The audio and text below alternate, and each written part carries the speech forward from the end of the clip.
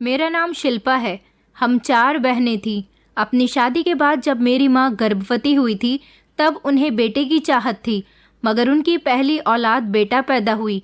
माँ के तो सारे सपने चूर चूर हो गए थे और उन्हें इस बात पर बहुत गुस्सा आया था। वो अपनी बेटी को बिल्कुल भी पसंद नहीं करती थी। उनका कहना था कि मुझे बेटा चाहिए था, तो फिर बेटी कैसे हो गई? मगर ये तो अपने अपने नसीब की बात होती है। पिताजी ने उनको समझाया था कि बेटियां भी तो बेटों से कम नहीं होती, तुम इनमें फ़र्क क्यों कर रही हो? मगर माँ थी कि किसी की नहीं सुनती थी। फिर उसके बाद दोबारा से मेरी माँ प्रेग्नेंट हुई थी।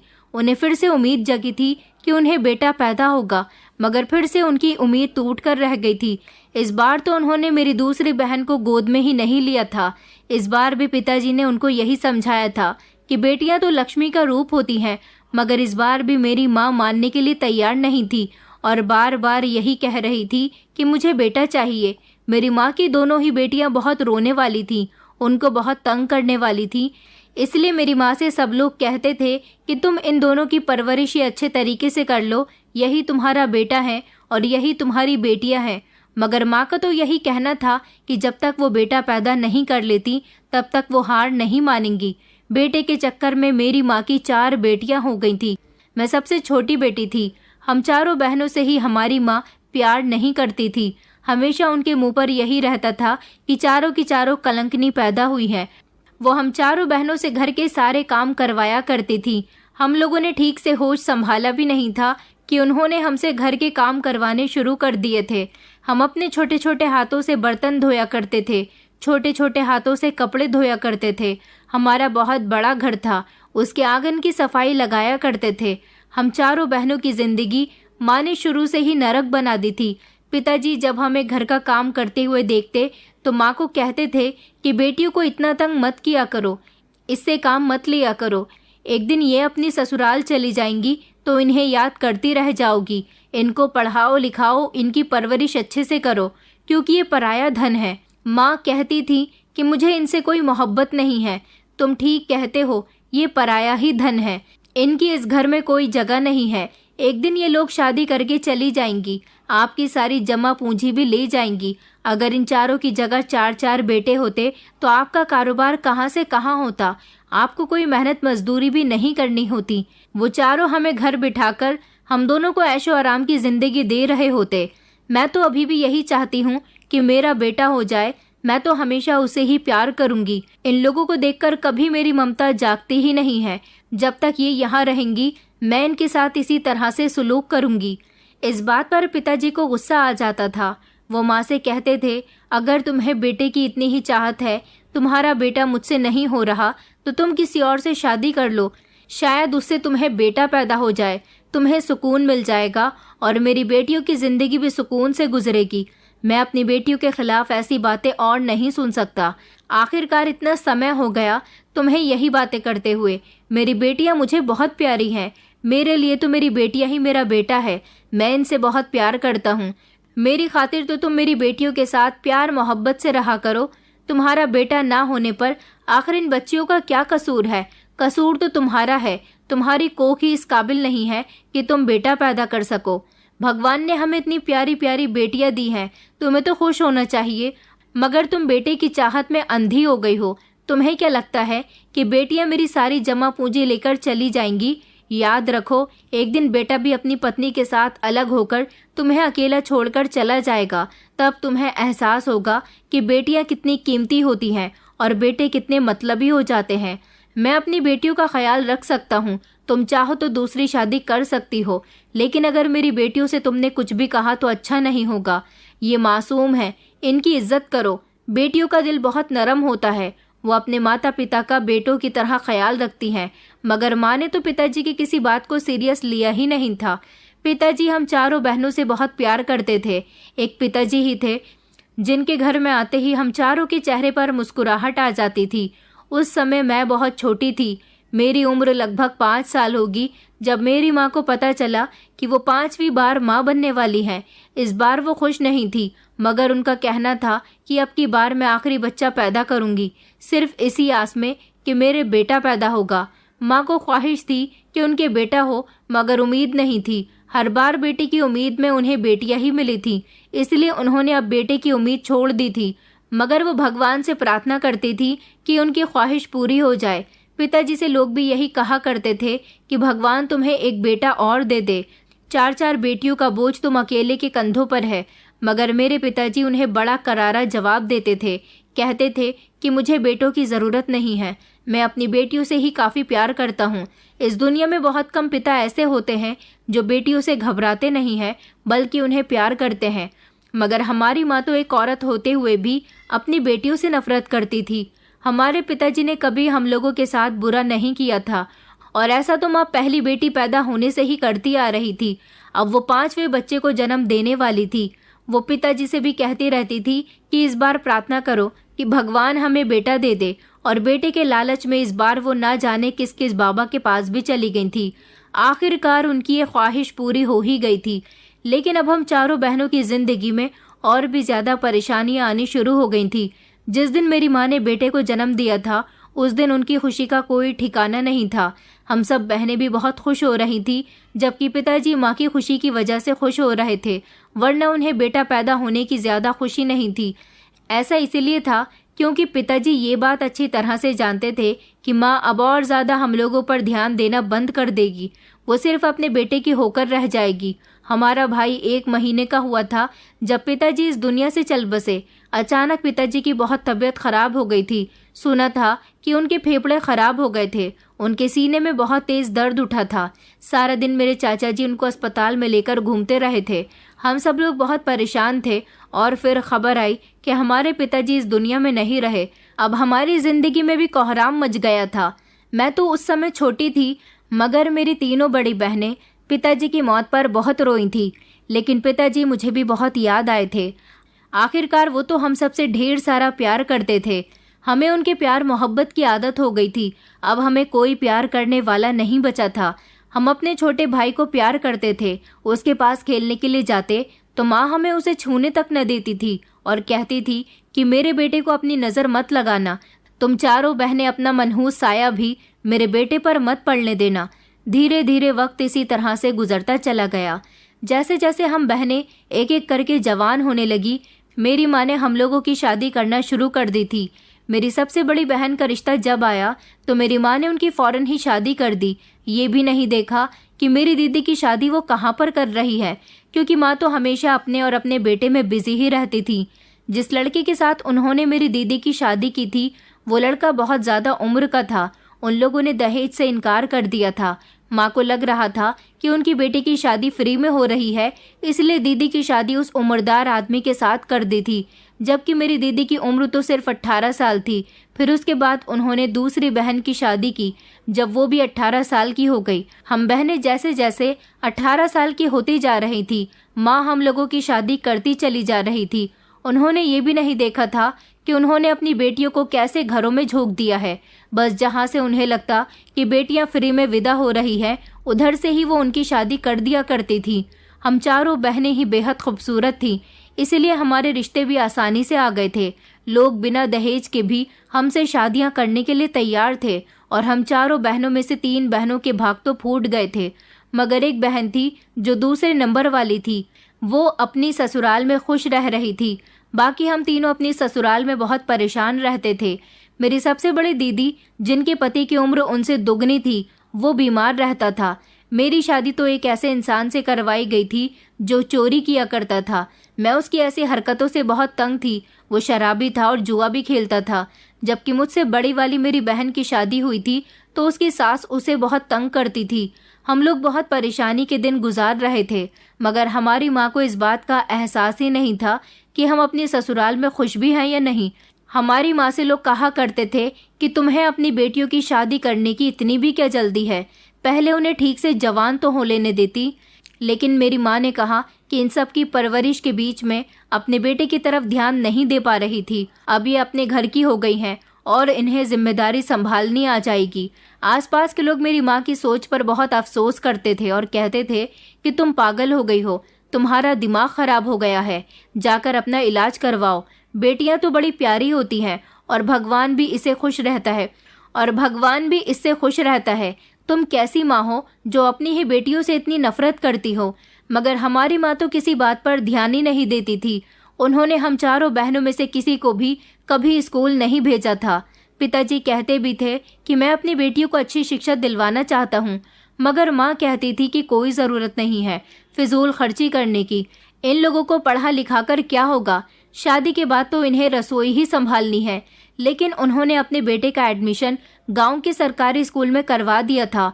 वो तो उनकी आंखों का तारा था, उनके दिल का सुकून था। बचपन से लेकर जवान होने तक उन्होंने उसकी हर ख्वाहिश को पूरी किया था।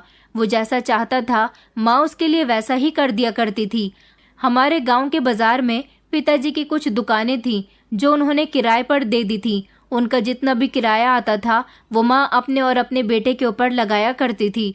जबकि हम चारों बहनों ने तो सारी जिंदगी चूल्हा चौका किया था और फिर विदा होकर अपनी ससुराल आ गई थी। जिस दिन से हमारी माँ की गोद में बेटा आया था उसने कभी हम लोगों को नजर उठाकर तक नहीं देखा था।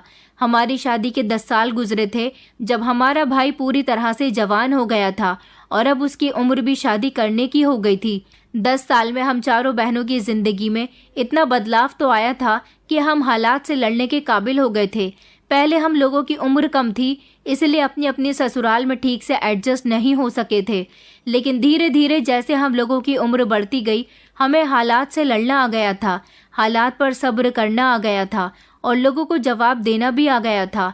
हम लोग धीरे धीरे सेट हो गई थी और सोच लिया था कि अब जैसी भी है जो भी है यही हमारी ससुराल है, यही हमारा घर है। क्योंकि हमारी अपनी माँ तो हमें मुंह तक नहीं लगाती, हमें जैसे तैसे अपनी अपनी ससुराल में ही गुजारा करना होगा। वक्त ने हमें सब कुछ समझा दिया था और अब हम अच्छी तरह से अपना घर संभाल लेते थे। मेरा पति जो भी करता था मैं उसे कुछ नहीं कहती थी और खामोशी से अपनी जिंदगी गुजार रही थी। अपनी माँ को भी आते जाते पूछती रहती थी, लेकिन जब भी हमारी माँ की कोई बेटी शादी के बाद अपने मायके गई माँ ने कभी भी उसके साथ अच्छी तरह से बिहेव नहीं किया था। हम तो इतनी उम्मीद से अपनी माँ से मिलने जाते थे और एक हमारी माँ थी कि हमसे सीधे मुंह बात भी नहीं करती थी, हमेशा अपने बेटे के बारे में ही सारी बातें करके उसकी फिक्र जताती रहती थी।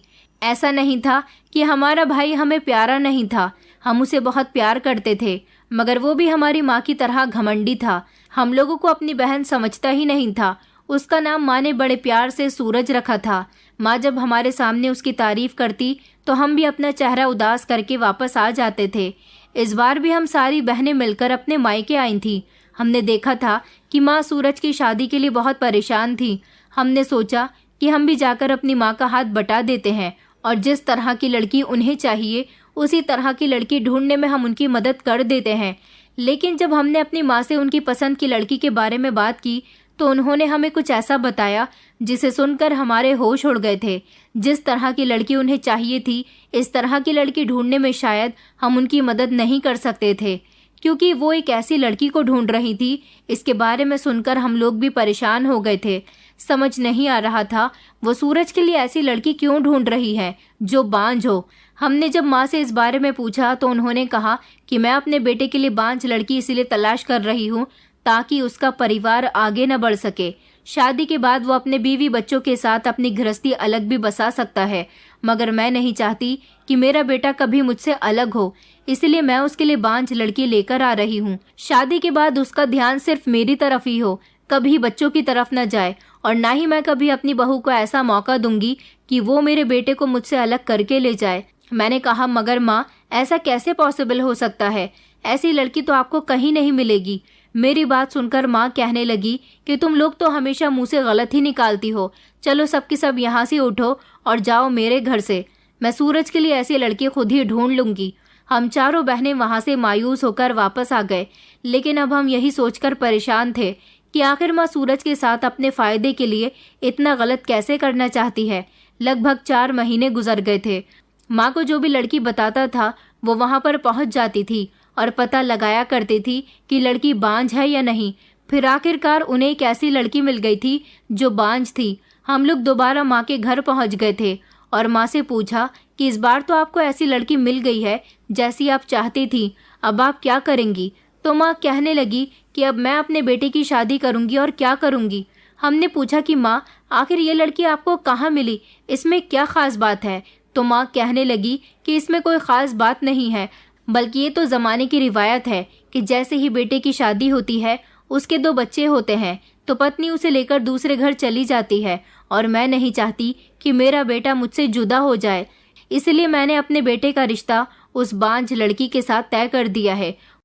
उसकी भी कहीं पर शादी नहीं हो रही थी। जब उसके माता पिता को पता चला कि मैं भी किसी ऐसी लड़की की ही तलाश कर रही हूँ, तो वो लोग बहुत खुश हो गए थे। उन लोगों ने तो ढेर सारा दहेज देने का भी वादा किया है।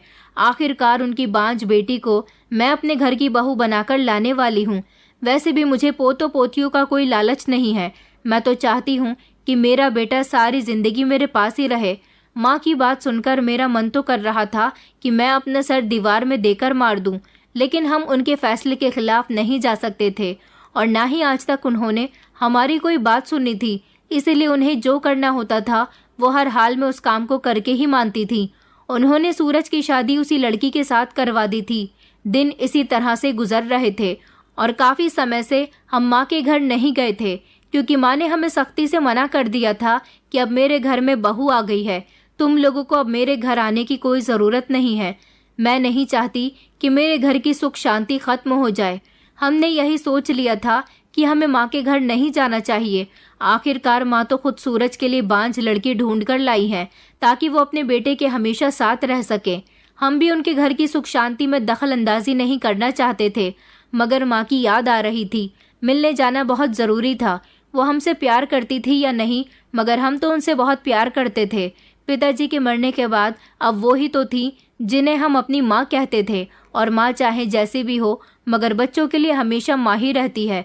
मैंने अपनी तीनों बहनों से कहा था कि चलो माँ के घर चलते हैं, मगर उन तीनों ने इनकार कर दिया था और कहा था कि माँ के घर जाकर भाभी के सामने अपनी बेइज्जती नहीं करवाना चाहते। मैंने उन लोगों को समझाया था कि तुम लोग हमारी माँ से नाराज़ हो रही हो। तुम तो जानती हो कि माँ की आदत शुरू से ही ऐसी है, तो फिर अब तुम लोगों को ऐसा क्यों लग रहा है कि माँ हमारी बेइज्जती करती है। उन तीनों ने कहा कि पहले की बात कुछ और थी। पहले हम लोग माँ की बेइज्जती खामोशी से बर्दाश्त कर लिया करते थे, क्योंकि हम चारों ही उनके सामने एक दूसरे को बेइज्जत होते हुए देख लिया करते थे। लेकिन अब तो घर में भाभी आ गई हैं। भाभी हमारे बारे में क्या सोचेगी, उसे भी पता चल जाएगा कि हमारे मायके में हमारी कोई इज्जत नहीं है। वो भी माँ की तरह हमें बेइज्जत किया करेगी। हम उसके सामने बेइज्जत नहीं होना चाहते। मगर मैंने उन लोगों को तसल्ली दी और कहा कि तुम लोग फिक्र मत करो। हो सकता है कि हमारी भाभी आदत की अच्छी हो, वो हम लोगों के साथ माँ के जैसा सुलूक ना करे। चलो ना एक बार माँ से मिलकर ही आते हैं, बहुत दिन हो गए हैं माँ को देखे हुए। मगर उन तीनों में से कोई भी माँ से मिलने के लिए तैयार नहीं हुई, तो मुझे मजबूरन अकेले ही माँ के घर जाना पड़ गया था। मेरे भाई की शादी को लगभग 1 साल गुजर गया था, क्योंकि उसकी शादी के पूरे 1 साल तक हम में से कोई भी माँ के घर नहीं गया था। माँ को तो कभी हमारी फिक्र हुई ही नहीं थी, कभी उन्होंने भी हमें नहीं बुलाया था। मगर जब मैं माँ के घर गई तो माँ के घर का एक अलग ही नज़ारा मेरी आंखों के सामने आ गया था। मैंने देखा कि दरवाजे के सामने ही चारपाई पर एक औरत बैठी हुई फल खा रही थी। उसे देखकर मैं चौंक गई थी, क्योंकि ये औरत कोई और नहीं बल्कि मेरी भाभी थी। मुझे माँ तो कहीं नज़र नहीं आ रही थी। इसी चारपाई पर हमेशा मेरी माँ बैठी रहती थी। आज माँ कहाँ थी? मैं जब घर के अंदर गई तो मैंने भाभी को नमस्ते किया और उनसे कहा कि भाभी आप कैसी हो। भाभी कहने लगी कि मैं बहुत अच्छी हूँ, तुम बहुत समय बाद यहाँ आई हो, आखिर क्या हो गया है? मैंने कहा भाभी कुछ नहीं, बस आप सब लोगों की याद आ रही थी तो सोचा कि आपसे मिलने के लिए आ जाऊं। उन्होंने कहा कि चलो अच्छा हुआ तुम आ गई, अब तुम्हें भी पता चल जाएगा कि तुम्हारी माँ यहाँ पर नहीं है। मैंने चौंकते हुए उनकी तरफ देखा और उनसे कहा कि भाभी आप ये क्या कह रही हो, माँ आखिर कहाँ चली गई है? तो वो कहने लगी कि तुम्हारी माँ को हम लोगों के साथ रहना अच्छा नहीं लग रहा था, और वैसे भी काफ़ी दिनों से उसकी तबीयत ठीक नहीं चल रही थी, इसलिए अस्पताल में भर्ती करवा दिया गया है। अस्पताल में है तुम्हारी माँ, जाकर अपनी माँ से मिल सकती हो। मैं तो भाभी की ये बात सुनकर हैरानी रह गई थी। अगर माँ की तबीयत खराब थी तो भाभी इतनी रिलैक्स कैसे हो सकती थी? और सूरज कहाँ था? सूरज तो घर में कहीं भी दिखाई नहीं दे रहा था। मैंने उससे कहा कि सूरज कहाँ है, तो वो कहने लगी कि वो तो अपने काम पर गए हुए हैं, तुम सूरज को क्यों पूछ रही हो? मैंने कहा सूरज काम पर क्यों है? सूरज को तो माँ के पास होना चाहिए था अस्पताल में। तो वो कहने लगी कि हमने तुम्हारी माँ का कोई ठेका नहीं ले रखा है, वो औरत मुझे अपने वश में करना चाहती थी कि मैं इस घर में उसकी नौकरानी बनकर रहूं, मगर ऐसा नहीं हो सकता। मैंने तो उल्टा उसे ही नौकरानी बना दिया। ये कहकर वो जोर जोर से हंसने लगी। मैं बार बार उससे पूछ रही थी कि माँ कौन से अस्पताल में है, मगर वो मुझे नहीं बता रही थी। कह रही थी कि मैं नहीं जानती इस बारे में, तुम्हारे भाई को पता है, वो तुम्हारी माँ को कहाँ पर भर्ती करके आया है। मेरी कुछ समझ नहीं आ रहा था कि मैं क्या करूं। मैं अपनी तीनों बहनों के घर चली गई थी और उनको जब मैंने ये बात बताई तो उन लोगों के भी होश उड़ गए थे। मैंने कहा, वहाँ पर माँ मौजूद नहीं है, हमें माँ की तलाश करनी होगी। माँ के बारे में सुनकर हम लोग तड़प उठे थे। आखिरकार हम उनकी बेटियां थीं। वो तीनों मेरे साथ माँ की तलाश करने के लिए निकल पड़ी थी, लेकिन उससे पहले हमें सूरज से बात करनी थी। हम लोग सूरज जहाँ नौकरी करता था वहाँ पर चले गए थे। जब वहाँ सूरज को पता चला कि हम उससे मिलने के लिए आए हैं, तो वो हमसे बात करने के लिए अपनी फैक्ट्री से बाहर निकल कर आ गया था और हम लोगों को डांटने लगा। कहने लगा कि तुम चारों यहाँ क्यों आई हो, तुम जानती हो ना कि ये मेरे काम की जगह है। हमने उससे कहा कि तुमने हमारी माँ के साथ क्या किया है और तुम हमें बताओ कि वो कौन से अस्पताल में भर्ती हैं। तो वो कहने लगा कि मैंने तुम्हारी माँ के साथ कुछ नहीं किया, उनकी तबीयत खराब हो रही थी, उन्हें सरकारी अस्पताल में भर्ती करवा दिया है, जाकर उनसे मिल लेना, देख लो जाकर उनके हालचाल कैसे हैं। हम तो सूरज की बातें सुनकर दंग रह गए थे। हमने कहा, सूरज ये तुम किस तरह की बातें कर रहे हो, तुम्हें इस समय माँ के साथ होना चाहिए था। भला माँ ने तुमसे सारी जिंदगी कितना प्यार किया, कितने लाड प्यार से उन्होंने तुम्हारी परवरिश की है, तुम्हारी शादी कितनी अच्छी लड़की से करवाई है, और तुम हो कि उसके साथ ऐसा कर रहे हो। मेरी बात सुनकर वो जोर जोर से हंसने लगा और कहने लगा कि तुम पागल हो गई हो, कौन सी माँ, कैसी माँ, मेरी कोई माँ नहीं है। उस औरत को तुम माँ कह रही हो जिसने मेरी शादी बांझ लड़की के साथ करवा दी और उसे वो खुद ही ढूंढ कर लाई है। जो औरत अपनी बेटियों की सगी नहीं हुई तो वो अपनी बहू की सगी कहाँ से हो सकती है। जिस दिन से उन्होंने मेरी शादी करवाई है उस दिन से वो मेरी पत्नी के साथ बहुत खराब व्यवहार करती है, उसको बात बात पर बांझ होने के ताने देती है, मगर वो ये नहीं जानती कि मेरी पत्नी शहर से पढ़ लिख कर आई है। मेरी पत्नी भले ही रहती गांव में है, मगर उसने अपनी शिक्षा शहर से हासिल की है। जब उसने देखा कि उसकी सास उसे बांझ होने के ताने दे रही है और बहुत तंग कर रही है, तो उसने माँ के साथ अपना बदला लेना शुरू कर दिया। क्योंकि जिस समय मेरा और मेरी पत्नी के साथ रिश्ता तय हुआ था, उन्होंने मेरे घर वालों से ये वादा किया था कि वो मेरी पत्नी को किसी तरह की कोई कमी नहीं होने देगी, क्योंकि वो चाहती है कि उनके बेटे की शादी किसी ऐसी लड़की के साथ हो जो सारी जिंदगी बेटे को माँ से अलग ना करे और बच्चे भी पैदा ना करे। मगर वो बेचारी भी क्या कर सकती थी, माँ ने तो उसका जीना ही दुश्वार कर दिया था, घर का सारा काम उस पर डाल दिया था। माँ हमेशा उसे मुझसे अलग रहने के लिए कहती थी। रात को हम लोग जब बिस्तर पर सोते तो हमारे कमरे में आकर लेट जाती थी। हम दोनों की जिंदगी में कोई प्राइवेसी नहीं रही थी, हम दोनों को कहीं साथ बाहर घूमने भी नहीं जाने देती थी। वो बेचारी ये सब कुछ देखकर बहुत तंग आ गई और फिर उसने माँ के साथ अपना असली रूप दिखाना शुरू कर दिया, क्योंकि उसे ये भी पता चल चुका था कि शादी से पहले उन्होंने तुम सबके साथ कैसा व्यवहार किया। जो औरत अपनी बेटियों की ना हो सकी वो किसी और की क्या होगी। इसी बात का बदला मेरी पत्नी आज मेरी माँ से ले रही है और मैं भी जो होता रहा वो अपनी आंखों से देखता रहा। मैंने ये सब कुछ रोकने की कोशिश इसीलिए नहीं की क्योंकि मेरी माँ को भी पता चलना चाहिए कि उन्होंने मेरी शादी बांझ लड़की के साथ करवाकर कितनी बड़ी गलती की है। मैं चाहता था कि शादी के बाद मैं अपनी पत्नी के साथ एक खुशहाल जिंदगी गुजारूं, मगर माँ तो मुझे सुकून से अपनी पत्नी के साथ 5 मिनट बैठने भी नहीं देती थी। भला माँ के होते हुए मेरी सारी जिंदगी सुकून से कैसे गुजर सकती थी। मेरी पत्नी ने माँ पर अपना जोर देना शुरू कर दिया। माँ उसे एक कहती तो वो माँ को 10 सुनाया करती थी। उसने अपनी चुप्पी तोड़ दी थी और ऐसा करने में मैंने उसका साथ दिया था। मगर धीरे धीरे माँ बीमार रहने लगी। मैं माँ को अस्पताल में भर्ती कर आया और मैं नहीं चाहता कि माँ मेरी जिंदगी में शामिल होकर मेरा और मेरी पत्नी का सुख चैन छीन ले। ऐसी औरत जो अपने बेटे के लिए बांझ लड़की की तलाश करे। आखिर मेरा भी तो मन करता है कि मेरे बच्चे हों, मेरा परिवार आगे बढ़े, मगर नहीं, मेरी माँ ने मुझसे ये खुशियाँ सिर्फ अपनी खुशियों की खातिर छीन ली। पहले मैं ये बात नहीं जानता था कि उन्होंने मेरी शादी बांझ लड़की के साथ करवाई है, मगर शादी के बाद जब खुद मेरी पत्नी ने ये सारी सच्चाई मुझे बताई तो मेरे होश उड़ गए थे और उसी दिन से मेरे दिल में माँ के लिए नफरत पैदा हो गई थी। मैं अपनी पत्नी से तो मोहब्बत करता हूँ, लेकिन अब माँ से नफरत करने लगा हूँ। मैं उस औरत से कोई रिश्ता नहीं रखना चाहता। तुम लोग भी उस औरत से कोई रिश्ता मत रखो। याद रखो कि बचपन से लेकर अब तक उन्होंने तुम्हारे साथ कितना गलत किया, मगर मेरी बड़ी बहन ने अपनी चुप्पी तोड़ दी थी। उन्होंने कहा कि आखिर उन्होंने ये सब कुछ सिर्फ तुम्हारे लिए किया। वो अपने बेटे से बहुत प्यार करती थी। सूरज कहने लगा कि अरे ऐसे प्यार की भी क्या ज़रूरत है जिसमें भी वो अपना ही फ़ायदा देखती हैं। माँ हमेशा अपना फ़ायदा देखती आई है।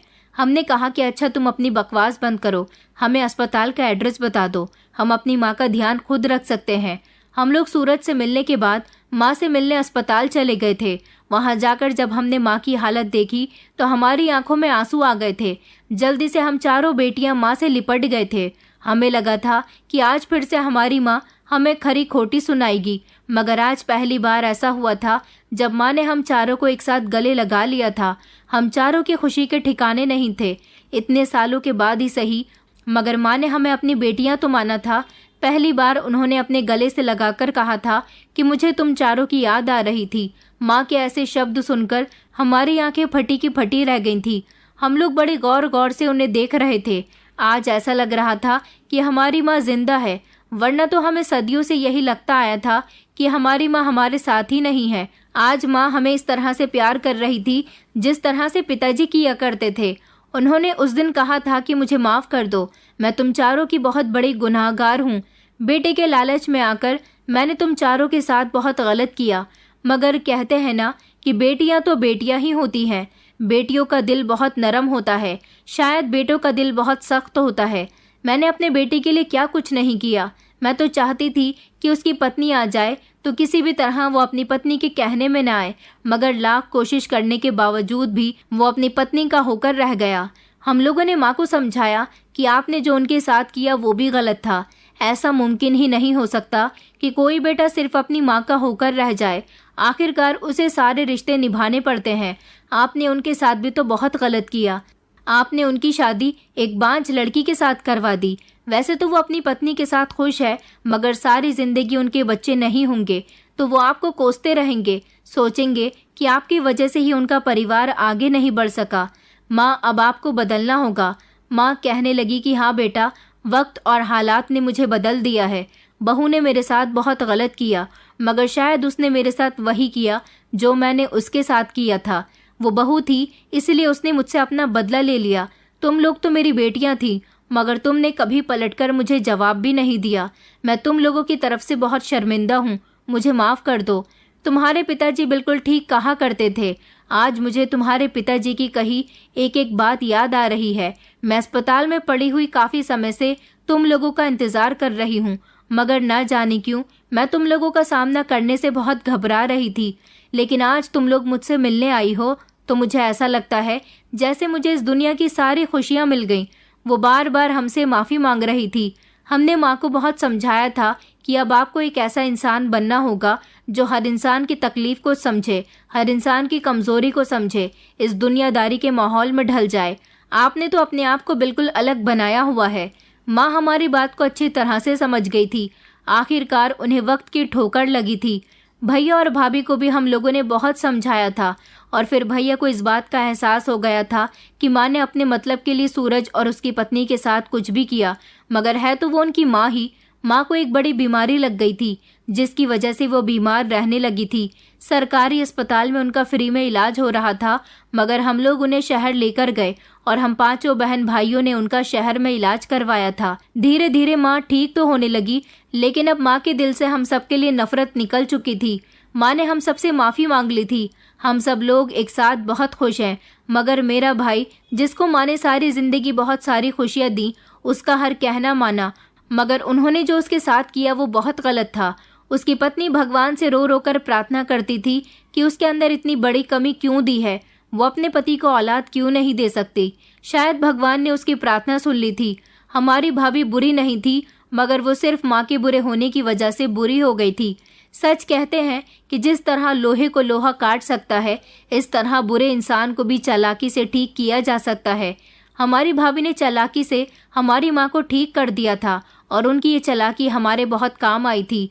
माँ अब हमसे मोहब्बत करने लगी थी, अपने सारे ही बच्चों को बराबर से समझने लगी थी। भाभी ने भी माँ को माफ़ कर दिया था और फिर कुछ वक्त गुजरने के बाद एक ऐसा कुदरत का करिश्मा हुआ था कि भाभी प्रेग्नेंट हो गई थी। ऐसा भाभी की लाख प्रार्थनाओं के बावजूद हुआ था। हम लोगों ने भी भाभी के लिए बहुत सारी दुआएं की थी। भाभी जिनको डॉक्टर ने बचपन में ही बांझ करार कर दिया था, वो अब प्रेग्नेंट थी और हमारे घर में खुशी के ठिकाने नहीं थे। मैं भी बहुत खुश हो रही थी। माँ अब अपने किए पर बहुत पछता रही थी क्योंकि उन्हें घर में खामोशी महसूस होती थी। उन्हें लगता था कि अगर कोई पोता पोती घर में होता तो कितनी रौनक होती, लेकिन अब भाभी के प्रेग्नेंट हो जाने से घर का माहौल खुशी से भरा हो गया था। भाई हमें भी जल्दी जल्दी अब बुलाता रहता था। हम सब बहनें अपनी ससुराल में भी खुश रहने लगे थे क्योंकि हम लोगों ने सब कुछ भगवान के हवाले छोड़ दिया था। हमने ये सोचा था कि जिंदगी 4 दिन की है, इसे परेशानियों से क्या गुजारना। जिंदगी में परेशानियां और अच्छा बुरा वक्त तो आता जाता रहता है, क्यों ना इसे हंसकर गुजार दिया जाए। बेटा और बेटियों में फ़र्क करने वाली हमारी माँ को समय ने ऐसी ठोकर खिलाई थी जिससे उनको अकल आ गई थी। इसीलिए आप लोग भी बेटा बेटी में कभी फ़र्क ना करें। बेटियां ही तो वो होती हैं जो घर में रौनक कर देती हैं। बेटियां अपने माता पिता का मान सम्मान होती हैं। बेटियां ही हैं जो बेटों से ज़्यादा अपने माता पिता की फिक्र करती हैं। शायद बेटे पत्नी के आ जाने के बाद अगर बदल जाते हैं, मगर हर बेटा भी ऐसा नहीं होता। कुछ ऐसे भी होते हैं जो अपनी माँ का बहुत ख्याल रखते हैं, मगर वो ऐसी माँओं के बेटे होते हैं जिन्होंने कभी बेटा बेटी में फ़र्क ना किया हो। दोस्तों, उम्मीद करती हूँ आपको हमारी कहानी पसंद आई होगी। कहानी पसंद आई है तो वीडियो को लाइक करें, चैनल पर नए हैं तो चैनल को सब्सक्राइब करें और हाँ, नोटिफिकेशन बेल को ज़रूर दबाएं ताकि अगली अपडेट सबसे पहले आपको मिले।